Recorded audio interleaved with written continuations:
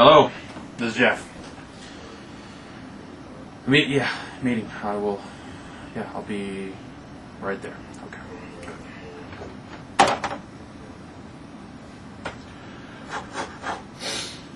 How about those Devils?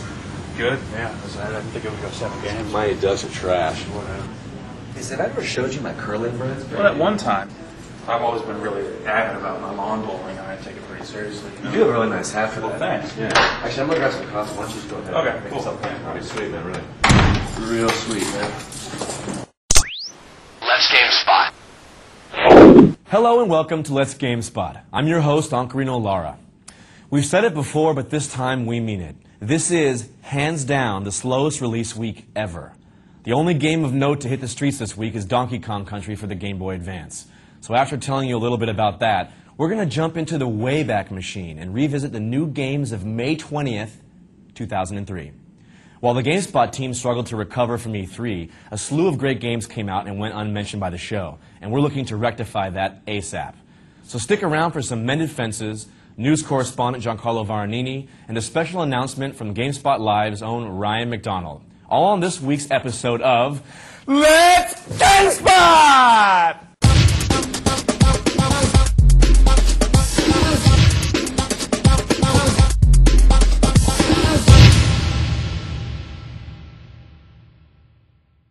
Longtime platformer fans will probably remember the original Donkey Kong Country for the Super Nintendo, released way back in 1994. The game made quite a splash with its 2D graphics derived from 3D rendered images. The game recently got a facelift for the Game Boy Advance, though. Donkey Kong Country sees the classic ape Donkey Kong and his nimble sidekick Diddy questing after their stolen banana hoard. You can switch between the two characters during gameplay, and each has his own advantages. Donkey Kong is stronger, while Diddy Kong is quicker and can jump higher. The Kongs aren't alone, though, and can seek help from a rhinoceros, a swordfish, a frog, and an ostrich, as well as fellow primates Cranky Kong, Funky Kong, and Candy Kong. The GBA version will contain a number of new features, including a score attack mode, several multiplayer minigames, a save anywhere ability, and unlockable character art. Look for a full review later this week on GameSpot. The Major League Baseball season is more than a quarter over, but it's not too late for new baseball games, or so Microsoft hopes with Inside Pitch 2003. Check it out. Perhaps the strongest feature of Inside Pitch is its Xbox Live support, the only Xbox baseball game with online play. Players can match up across the country, track online stats, and compete in a tournament to win tickets to this year's All-Star Game in Chicago. Gameplay modes include your standard baseball fare, single game, season mode, playoffs, and home run derby. Unique to Inside Pitch is a training mode in which players can enhance their skills of their created players by having them participate in various training drills. Also, the Championship Challenge allows players to relive key moments from the 2002 season, such as the 7-7 tie in the Major League Baseball All-Star Game. The gameplay seeks an immersive, real-life experience with authentic stadiums, Dolby 5.1 surround sound, and the ability to use riff songs for stadium ambiance and players' entrances. Movies, a review, and box art featuring the greatest shortstop in baseball can be found at the GameSpace.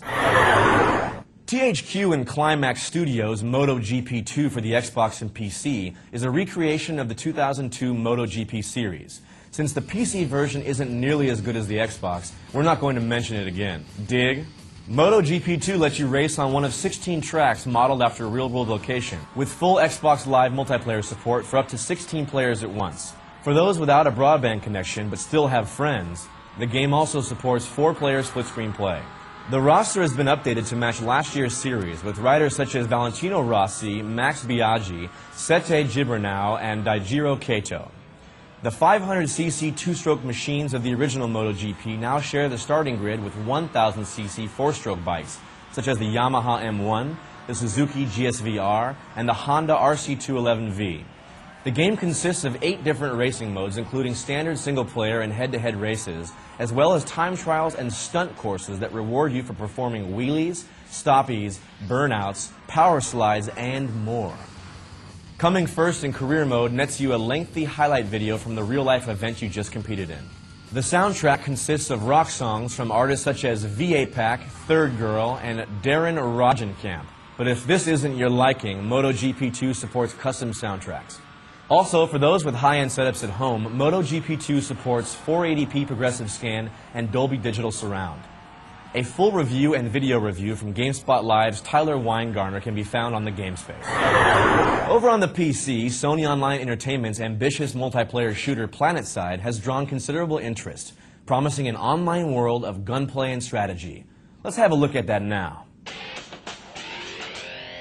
PlanetSide is a futuristic online shooter that lets you play as a soldier in one of three powerful factions: the Terran Republic, the New Conglomerate, and the Vanu Sovereignty.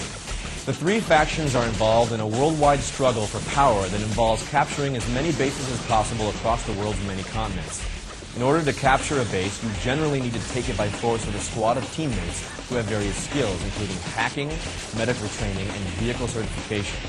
By gunning down enemies, capturing bases, and successfully performing other tasks, you're awarded experience points and battle ranks that let you purchase certifications to use new weapons, armor types, support gadgets, and vehicles. PlanetSide's music is sparse, and its sound effects for weapon fire are decent enough, though they're not spectacular. The game also features support for real-time voice chat to help you coordinate with your teammates. For movies, screenshots, and video and text reviews from the unflappable Andrew Park, consult the GameSpace now. Big Huge Games' Rise of Nation for the PC combines turn-based gameplay with real-time strategy thanks to company founder and game designer Brian Reynolds, who has games like Civilization 2 and Alpha Centauri on his resume. Rise of Nations has 18 different civilizations, each with unique bonuses and 4 to 5 unique units. Unlike in other turn-based games, cities are a focal point in your strategy. Each of your cities has a radius around it that constitutes your national border. You can then build other buildings only within your borders, and you can build only a limited number of different improvements for each city. Like other real-time strategy games, Rise of Nation uses a rock-paper-scissors unit balance system. For instance, cavalry are devastating against some archer units, while pikemen can make short work of the cavalry. As you'd expect from a game designed by Civilization 2's co-creator, Rise of Nation offers multiple victory conditions to suit a variety of different playstyles. You can win by conquest, by controlling 70% or more of the entire map, by building or capturing a critical mass of wonders, or by capturing and holding an enemy's capital. For more information on this game, including a full review and a video tour, check out the GameSpace now.